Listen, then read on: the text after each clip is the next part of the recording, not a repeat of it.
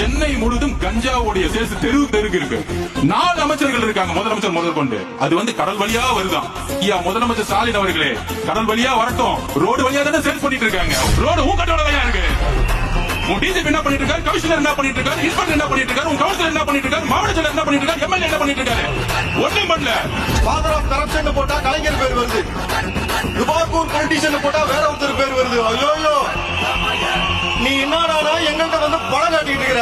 அன்பு சொந்தங்களே, இந்த திமுக அரசாங்கம் இஸ்லாமிய மக்களை ஏமாற்றிக் கொண்டு நயவஞ்சப்படுத்திக் கொண்டு இந்த RSS ஓட கள்ளக்கூட்டணி வைத்துக் கொண்டு நாங்கள் இஸ்லாமியர் பாதுகாக்கிறேன் என்று போலி வேஷம் செய்து கொண்டிருக்கிறார்கள். கொஞ்சம் பார்த்து சொல்லியிருக்காங்க தளபதி, அதனாலதான் நான் பார்த்து விட்டு வச்சிருக்கிறேன். இல்ல வச்சுக்க 10 நிமிஷம் ஆகாத உங்களை பிரிச்சு பேசுறதுக்கு எங்களுக்கு. ஓகே, எங்கேயாவது ஒரு திருடன் ஏதாவது ஒரு திருட்டு வேலை செஞ்சானா ஒரு விசில் அடிங்க, அந்த திருடன் அப்படியே தச்சு ஓடிடும். அதே போலதான் இந்த விசில் இந்த திருட்டு திமுக ஆட்சியை உறுதியாக அகற்றும் என்று சொல்லுவது. தீய சக்தி திமுக சமூக நீதி பேசுறாங்களே தவிர அவங்களுடைய கட்சியில சமூக நீதி கிடையாது.